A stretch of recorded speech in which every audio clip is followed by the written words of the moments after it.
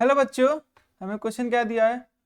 4.251 gram 4.15 gram of कोई metallic carbonate दिया was heated in hard glass tube.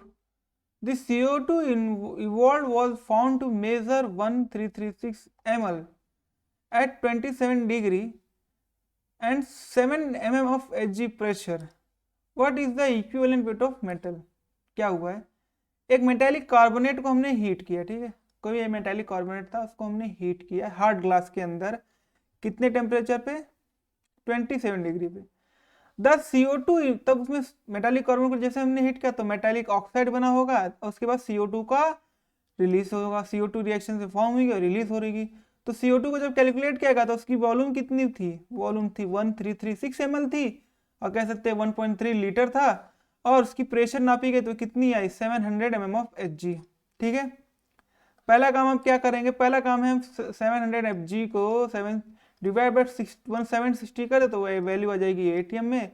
तो pressure हमने ATM में निकाल दिया, वॉल्यूम क्या आ जाएगी? 1.336 लीटर हो जाएगी। ठीक है, पहला हम क्या काम करते हैं? पहला काम ये करते हैं, हम मोल्स निकाल लेते हैं। किसके? मोल्स निकाल लेते हैं CO2 के। तो मोल्स ऑफ CO2 हम कैसे निकालेंगे? Using PV is equal to NRT। तो V is sorry N is equal to P कितना है? 700 डिवाइड बाय 760। वॉल्यूम कितना है? वॉल्यूम है 1336 लीटर डिवाइड बाय 0.0821। आर की वैल्यू हम ये यूज क्यों करें? क्योंकि हमारा प्रेशर और वॉल्यूम किस में? लीटर और ATM में है। टेम्परेचर हमारा कितना होगा? 27 दिया हुआ है, तो टेम्परेचर को केल्विन में कन्वर्ट कर लेते हैं, जो आएगा 273 प्लस 27 तो आ जाएगा 300 केल्विन। तो 300 केल्विन हम इसमें पुट लिख लेते हैं। तो जब हम नंबर ऑफ मोल्स को कैलकुलेट करेंगे तो हमारा नंबर ऑफ मोल्स कितना आएगा? हमारा नंबर ऑफ मोल्स आएगा 0.05। लेट कोई मेटल और कार्बोनेट दिया होगा, ठीक है। जब हम इसे हीट करेंगे हाई, तो हमें क्या मिलेगा? एक मेटल ऑक्साइड मिलेगा, कार्बन डाइऑक्साइड मिलेगा। अच्छा, जब ये रिएक्शन कंप्लीट हो जाएगी तो ये कितना फॉर्म हो रहा है? 0.05 मोल्स। इसका मतलब ये कितना दिया? क्योंकि एक मोल से एक मोल बन रहा है, तो इसके कितने मोल्स लिए होंगे? इसके 0.05 मोल्स ही रहे होंगे। इसका मतलब क्या है? 0.05 मोल्स ऑफ मेटल कार्बोनेट किसको रिजेंबल कर रहा? 4.215 ग्राम को। जब इतना अगर हमने लिया होगा तभी तो हमें 0.05 मोल्स MCO3 लिया हो, MCO3 मिला होगा। और हमने MCO3 को जब हीट किया है 005 मोल्स, तभी तो हमें CO2 005 मोल्स मिला है।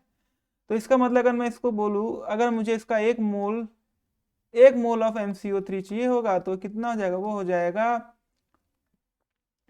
4.215 अपॉन 0.05। अब इसे कैलकुलेट करोगे तो आएगा 843 ग्राम। मतलब एक मोल बनाने के लिए अपने हमें इतना 8413 ग्राम 84.3 ग्राम हमें वेट लेना होगा, तब हमें 1 मोल ऑफ MCO3 मिलेगा। तो इससे क्या पता चल रहा है? एक मोल बनाने का मतलब क्या है? उसका मॉलिक्यूलर वेट के बराबर ही हम उसका वेट ले तभी तो एक मोल बनेगा। मोल्स क्या? Weight upon molecular weight. अगर वेट और मॉलिक्यूलर वेट इक्वल है तो मोल कितना आएगा? देन मोल आएगा 1। तो जितना इसका वेट है उतना इसका क्या हो रहा होगा? Molecular weight. तो मॉलिक्यूलर वेट ऑफ MCO3 कितना हो जाएगा? वो हो जाएगा 84 ग्राम पर मोल। M की वेट हमें पता नहीं। कार्बन का वेट होता है 12, ऑक्सीजन का वेट होता है 16 टू 48, 84.3 है। मेरे को मैं इसे मिटा दूं, इसे मिटा दूं।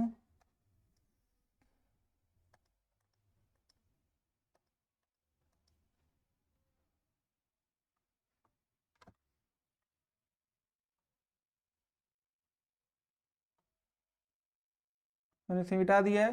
तो ये कितना दिया है? 84.3 ग्राम। ठीक है, जब इसे कैलकुलेट करेंगे तो आएगा 24.3 ग्राम पर मोल। तो हमारा मोलिकुलर वेट निकला 8.4 24.3।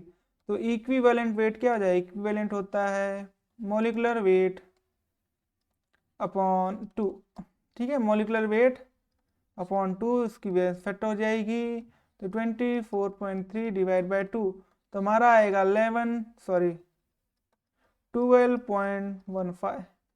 तो हमारा इक्विवेलेंट वेट कितना आया, इक्विवेलेंट वेट आया 12.15 में से दूसरे पेज से लिखा था, हमारा इक्विवेलेंट वेट कितना आया, हमारा इक्विवेलेंट वेट आया 12.15। तो हमारा इक्विवेलेंट वेट हमें मिल गया। I hope you understood very well. Thank you and best of luck.